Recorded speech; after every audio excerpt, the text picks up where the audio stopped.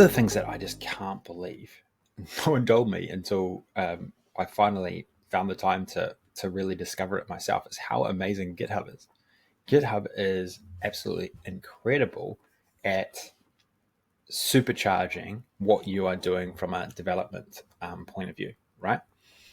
I remember a few months back, I watched a TED talk from the CEO of GitHub, and he was quite definitive in saying that he thought that there was going to be 20 times the amount of developers than there is today in the future because of the help of AI tools. I thought, wow, that's a pretty big statement.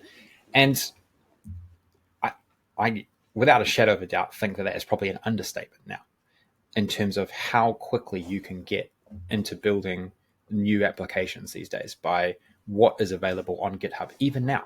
And it's just going to explode in terms of what's like happening now, and the way that building apps is being democratized like crazy. Like if I just show you a little bit about like my own work, I think I've been on Replit now for maybe like 4 to 5 weeks, and I've got all of these different repos going on. I mean, maybe this is a bad thing because I've just got like too much going on, but I've been finding other open source projects, been forking them into my own GitHub instance. I've been connecting them to Replit and building in there. I've discovering all these new development tools that I can use, these new automation tools that are mostly like AI first built, right? And they're all just speeding everything up for me. And that is, what I really want to get into today, right? Is like how you can mock up your own apps. They don't have to be comprehensive apps. They can just be mini apps. They can just be small things that do small little tasks for you. That is absolutely fine, right? You can do it too. Like I would say that anyone can do this. If you can type in an Excel formula, if you can write a sum formula, I believe that you can create a repo inside of GitHub and probably build a very simple web app using a template. Like it is truly, truly possible, right? So let's just like go through an example and let's have a look, right? I mean, some of you who are developers and are using GitHub, I mean, you might laugh at how beginner this is, but I think if there's going to be over 20 times the amount of people using GitHub, then there's got to be a lot of onboarding that has to be done with those who aren't that familiar with GitHub. And that's kind of, where I've been and where I think a lot of maybe our audience has been, because it's not something that we've talked about that much on this channel before, but I want to talk a lot more about it going forward. Okay.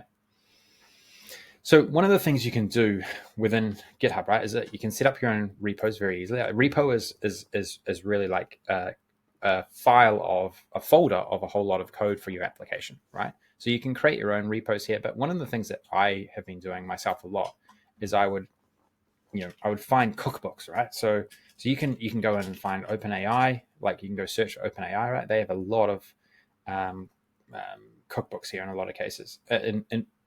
I believe I don't know if I did come across the one time, so I do want to find it. Okay, so Microsoft have one. Let's just go in here and have a look.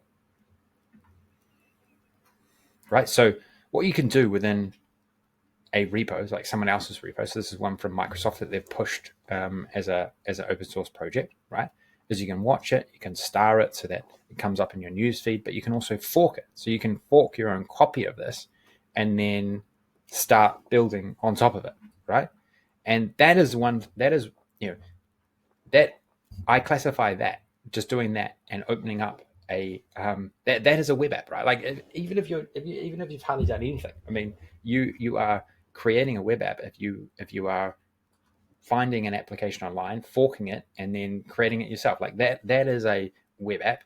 Obviously, as you build it out, you want to add your own custom UI to it, your own custom functionality, and then that's how things start getting real.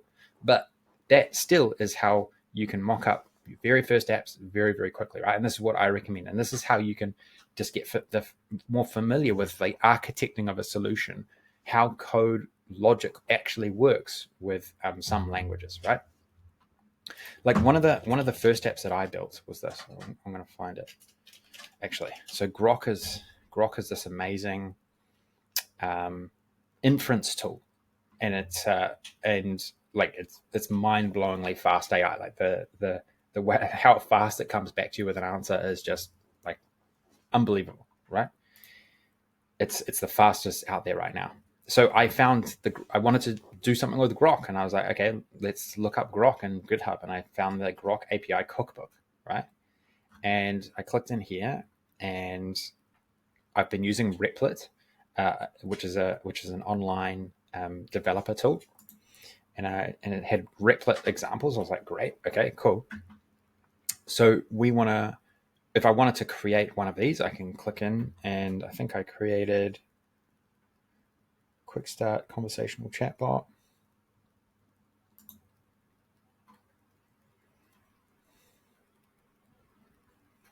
You can fork and run this application on Replit. Boom. Okay. So all I have to do is go back to the cookbook like so, and I can fork it and bring it into my own area, right?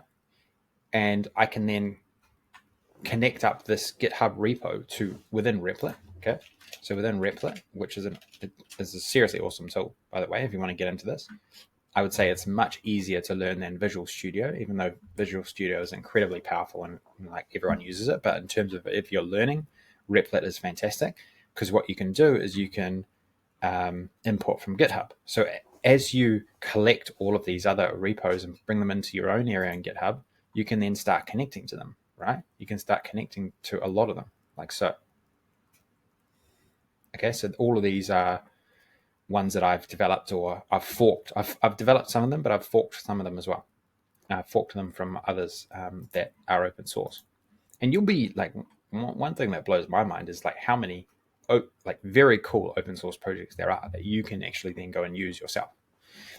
And my prediction is I think that's about to absolutely explode, right? Because these AI tools that are coming out enable you to build apps so quickly. Like there's going to be a lot of open source work, like because there's no sort of software moat anymore. I don't feel, and that's being reduced significantly. Well, everyone's just going to start just giving away their code because the AIs can just create it just like that. So open source is going to balloon. There's no doubt about it, and that's only a good thing for the individual willing to invest the time and really learn more about how program like applications are built, right? And as I've shown in previous videos, it's not that hard anymore. It really isn't. It really isn't. All it takes is a bit of application, and being intellectually curious is another thing I would say there. Cool. So that's what I did. And I've done that many times. And there's plenty of cookbooks like Google have Gemini cookbooks, right? Let's just have a look. Google Gemini cookbook, OpenAI cookbook. So these are really like AI-based apps. Hugging Face cookbook. So Hugging Face, I haven't used Hugging Face that much, but there's a lot of open source AI cookbook. This is what I'm looking for. Yeah, plenty of. Yeah, here we go. So plenty of notebooks. Yeah, I've personally got to get into Hugging Face a lot more. I think this is quite game changing as well in terms of AI based applications. So yeah, I think Hugging Face is sort of similar to GitHub in terms of sharing AI models and things like that. So that's for another video, but still there's plenty that you can find online around AI like mini AI web apps, right? I think even we will, like Enterprise DNA, we will start creating open source projects. That is a prediction that I will also make is because it's becoming so achievable to do this. I think I will showcase how to actually create an open source something cool that is open source and that others can utilize. So we might open source a lot of our own development that we do. I think that would be an exciting evolution for us. Another big one is OpenAI cookbooks. These are, there's an incentive for these AI development companies to make it as easy as possible to build web apps on top of their technology, right? And so that's what I'm trying to highlight in some ways here. I'm trying to encourage that it isn't actually that hard to get into it. GitHub should be your starting point, and then go and start searching and forking things into your own instance of GitHub, and then connect them to, say, Replit, or connect them to some IDE that enables you to continue the development. That development should be coupled with whatever AIs you can get your hands on. I like to surround myself with like 3 or 4 AIs all at the same time, just learning, copying and pasting, just immersing myself in the development with a whole lot of like assistance around me. And then that is how you can very quickly get to something quite meaningful, right? And you will if you just like apply yourself in that order, you can build something quite interesting, quite that will surprise even you. I have no like it will surprise anyone. I mean, I am surprised every time I spend time and sit down and try and build something. Like I can do it. If I can do it, anyone can do it.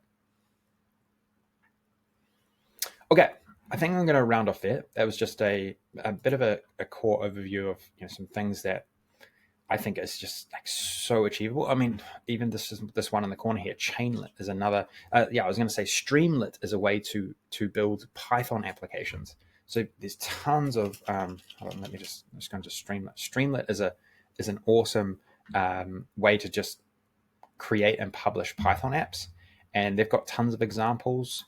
If you want to build conversational apps, Streamlit is a great way to do that. Like a lot of the UI code, a lot of the user experience code has all been built for you. LangChain is another one that you might want to explore getting into, which is the very beginnings of sort of AI agents. So tying one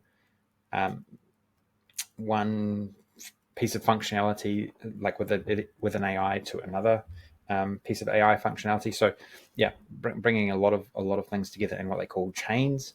So we're not something that I'm like totally familiar with right now, but getting better at. So yeah, so look, I've given you so many ideas here.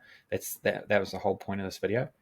It's just achievable, right? It's achievable. Pick one project and just get started, and you'll build your first web app within a day. I can almost guarantee it. Just start with something simple, try and build a web app using that sort of workflow that I mentioned, and you can absolutely do it. Okay, thanks all. Talk to you soon.